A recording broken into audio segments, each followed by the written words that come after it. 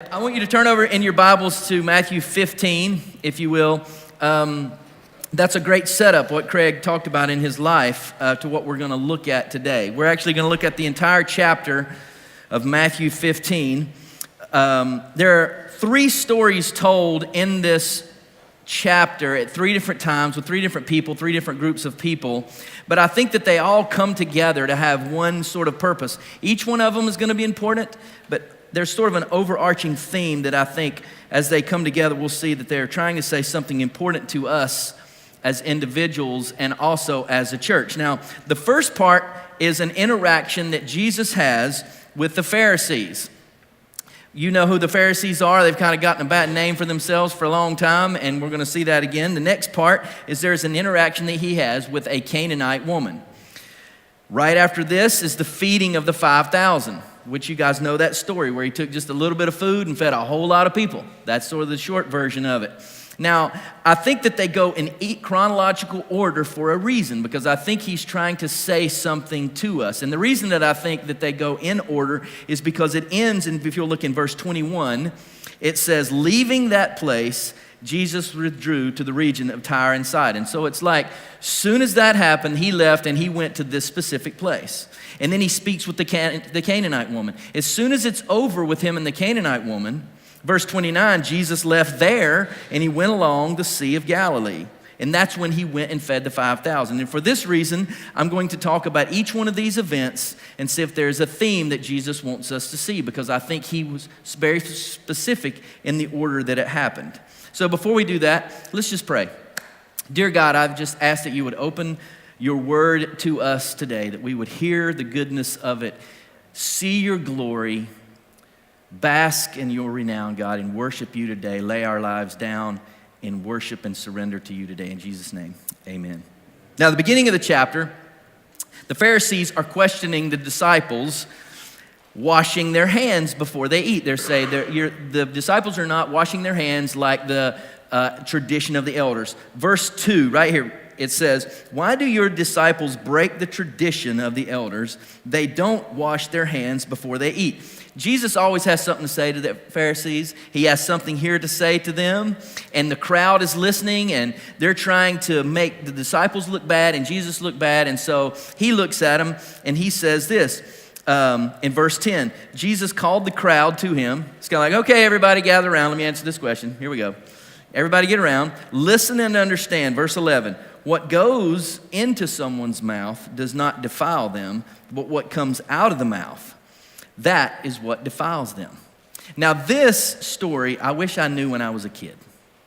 When my mom came to me and said, have you washed your hands? No, and Jesus says I don't have to. He says right there, it's not about my hand washing. Don't try this at home, kids, because the Pharisees crucified Jesus. Your mom, she might do worse than that. But Jesus' point here is he's saying it's not what goes in the mouth that's bad. It's the stuff that's coming out. It's not what's going in this direction. It's what's coming out in the other direction. What goes in your mouth, he says, is just food, but what comes out, that's what's from the heart. And Jesus is always going to go to the heart. He's always talking about the heart. Every time he gets an interaction with someone, he goes right to the heart of the matter. If the eyes are a window to the soul, then Jesus is saying the mouth is a window to the heart. And we know that this is true. Because if we say one thing to someone and we do something else, we've all seen people do that, right? None of us have done it, of course, just the other people.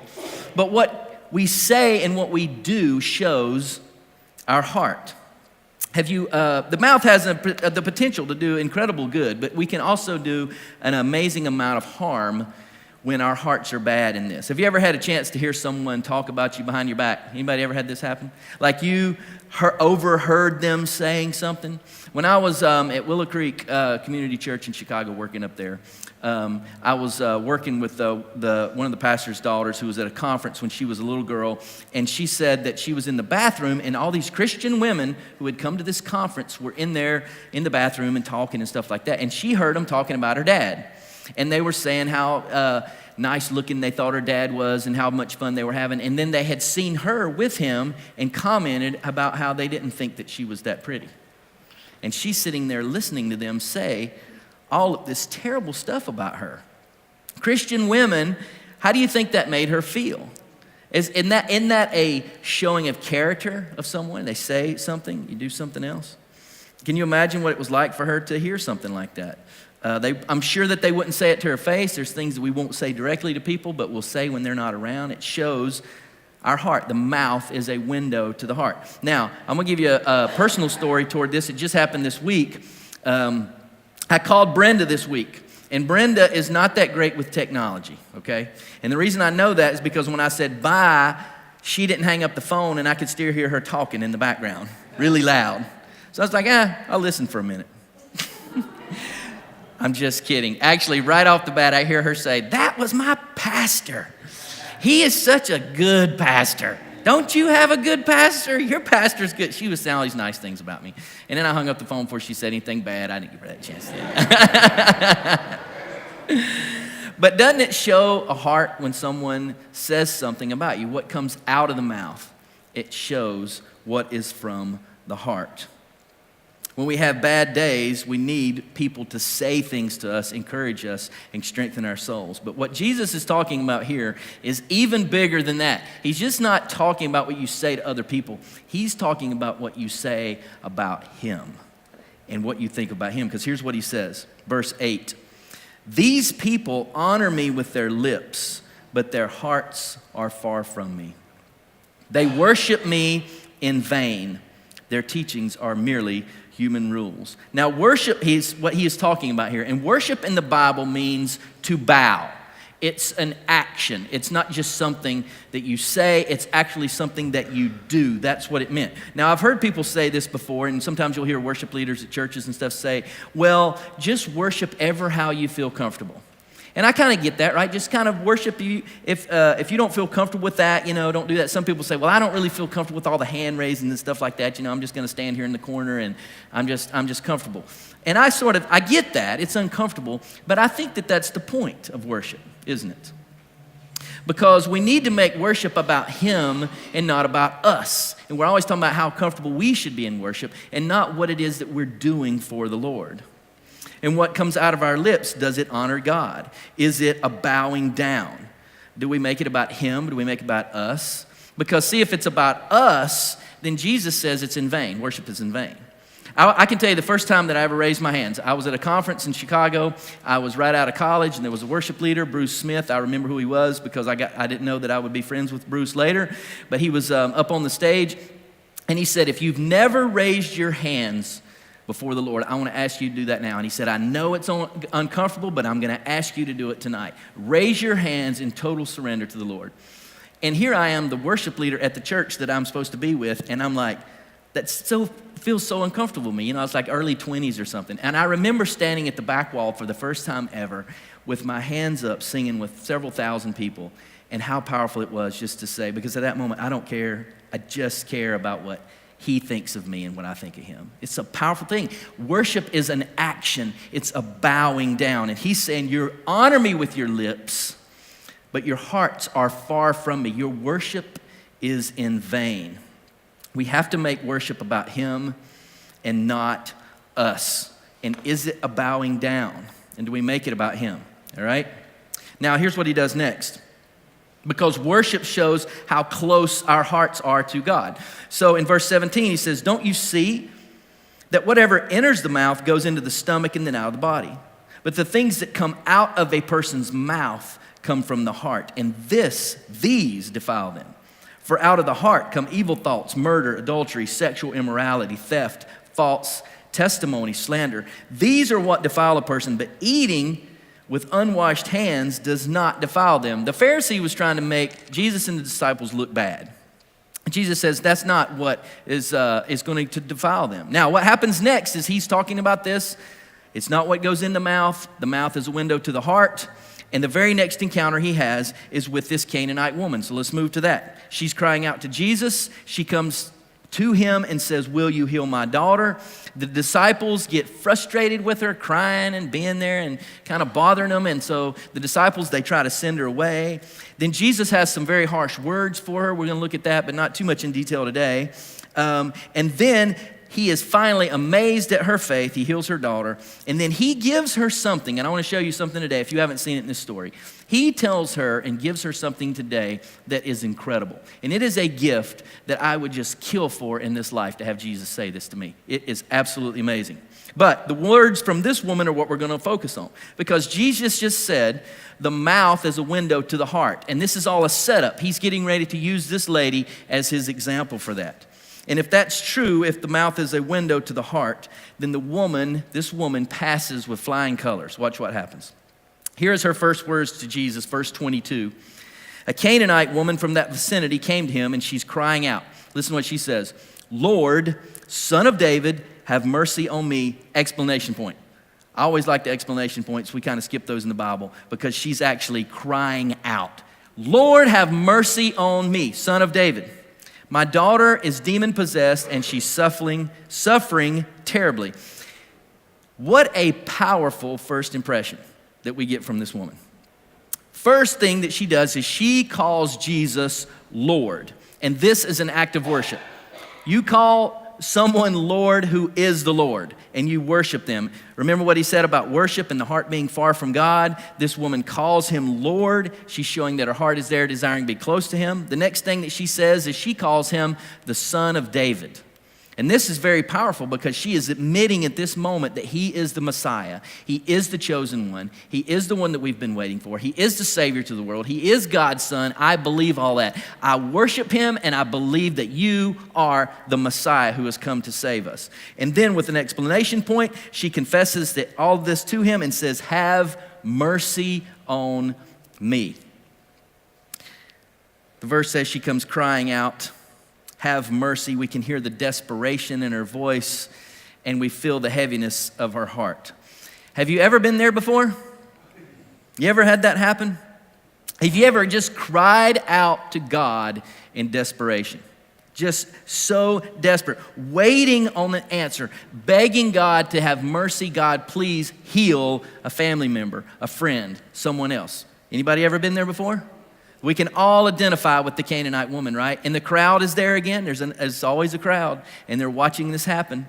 And here she is calling out to Jesus in this way. Now, Jesus knows exactly what she needs, doesn't he?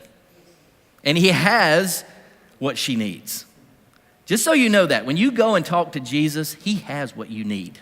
He has the means to give it to her, and he has the means to give it to us. But his process is not really the process that we always want, and we'll see that here, what happens. He knows exactly what she needs. He has the means to give it. But he's going to give her something so much more than just the healing of her daughter. And if you don't look very closely to it, you're going to miss it. The first thing that happens, though, is that Jesus remains silent. She calls out to him, he doesn't say anything. And then the disciples tell him to send her away. Here's what they say, verse 23. Send her away. She keeps crying after us. My goodness, Jesus. We're not here for crying people, are we? Jesus, the last thing we need is a crying woman. We're disciples, okay? We don't have time for needy people. Isn't that crazy? Don't we do that? I mean, so many times we get in those, I really don't want to talk to this person. Oh my gosh. You know, they're so needy, they're crying, and I just want to get out of this conversation. I got somewhere to be. I just don't have time. We don't really have anywhere to be. We just don't want to talk to this person. And I got to tell you that it breaks my heart when Christians put off hurting people. It does. When Christians shun broken people or avoid them altogether so they don't have to engage in the conversation, and that's what the disciples are doing. But at this point, Jesus speaks to her. And here's what he says. Verse 24. He answers, I was sent only for the lost sheep of Israel. And the woman, look what she says, verse 25. The woman came and she knelt before him. Knelt before him. Knelt before him. Lord, help me. You been there before? Yeah, he's remaining silent. He's not giving me the answer that I want. I'm falling on my face. Lord, help me. And then Jesus says something that's very odd here. He says that she is like a pet dog. Now, I'm not going to go in, that's not the sermon today, but it's not a mangy mutt or whatever. But here's what he says. He's adding to the pain. He replied in verse 26, it is not right to take the children's bread and toss it to the dogs. That's what he says. And what Jesus seems to be doing here is very harsh. He said, I'm only here for Israel, for the lost sheep of Israel. And is it right for me to take it away from the children and throw it to the dogs? I mean, that's kind of what he's calling her here. And it seems very harsh. But the lesson of persistent faith in a time of testing is a theme in the Bible. It is, over and over. Abraham was tested. He was asked to sacrifice his own son, Isaac. Jacob wrestled with God. Joshua, he had to fight before he entered the promised land.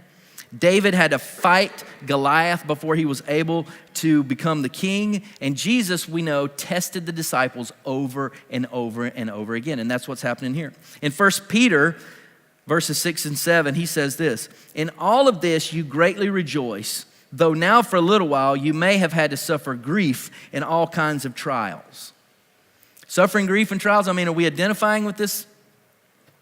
These have come so that the proven genuineness of your faith of greater worth than gold, which perishes even though refined by fire, may result in praise, glory, and honor when Jesus Christ is revealed. And she is incredibly persistent in prayer to Christ.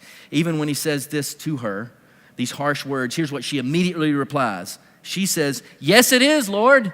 He just says, is it right to take the children's bread, toss it to the dogs? She said, yes, it is. Even the dogs eat the crumbs that fall from the master's table. Boy, this lady gets it, doesn't she? Man, it's powerful. Because I'm with her.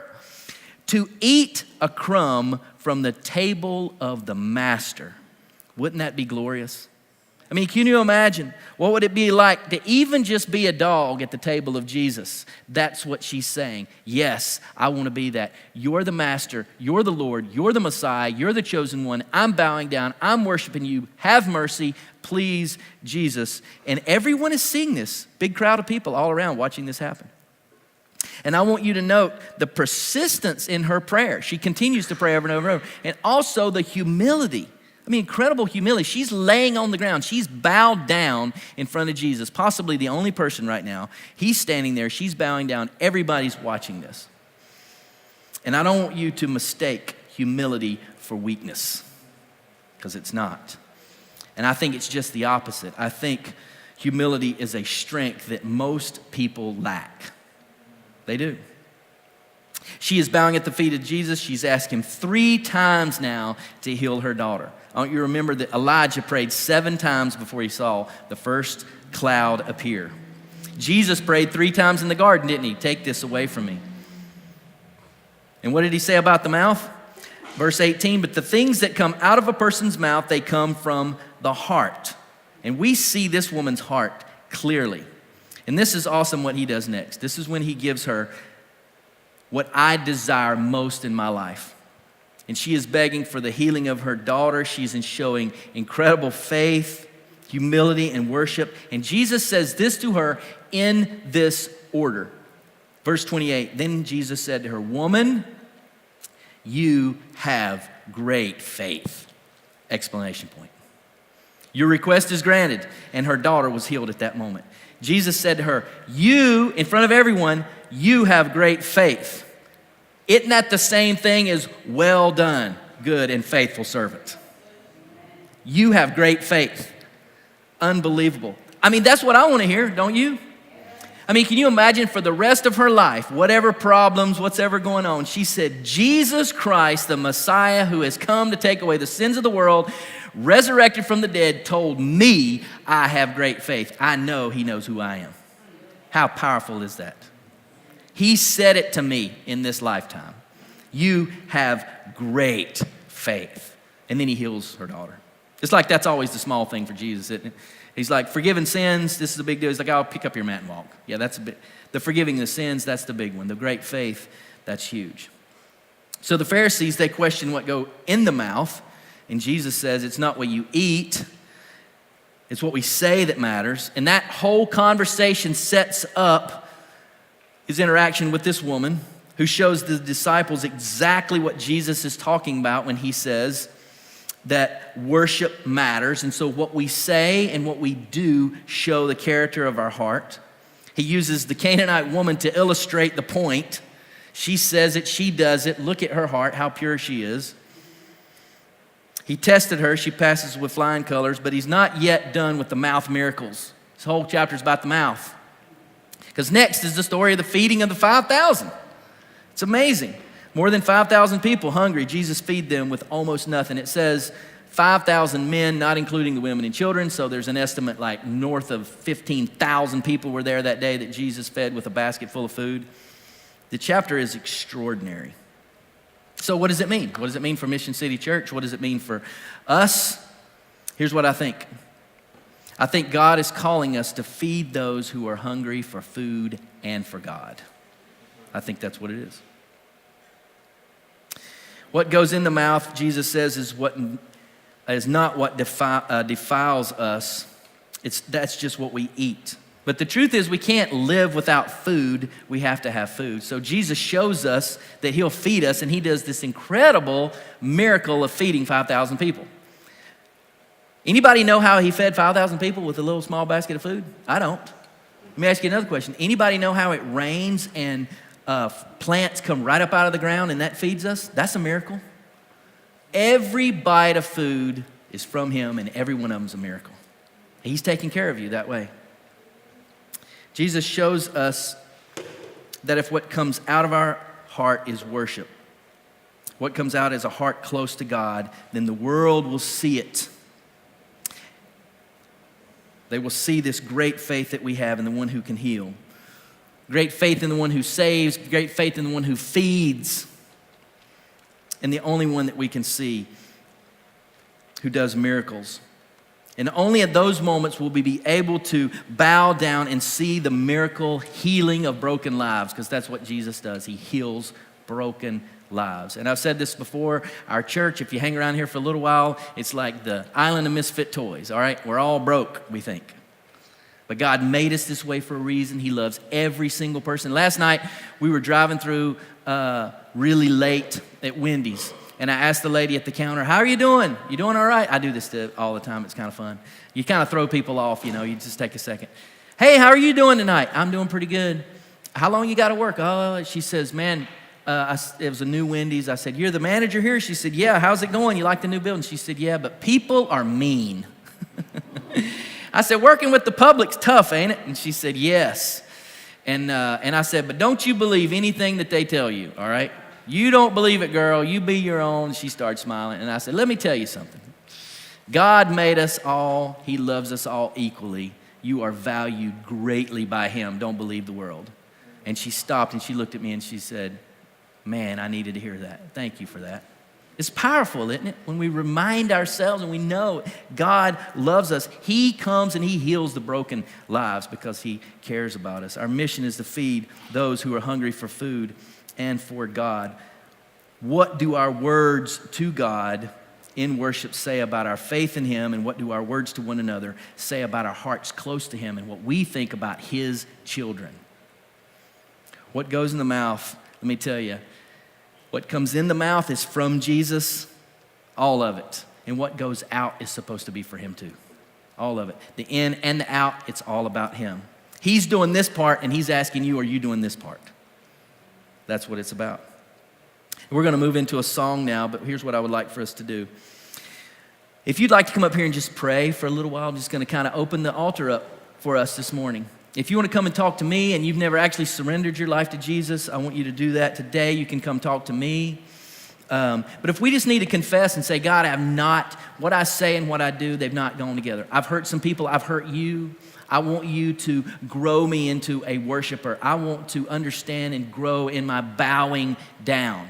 And I want to give it all to you and surrender you. Just come up here and pray today. We're going to do that. Just end our service in praying for one another. They're going to sing a song, and it's called It Is Well. You guys know this song. Here's the first verse. Listen to this. Does this kind of capture what we're talking about today? When peace like a river attendeth my way. That'd be Jesus.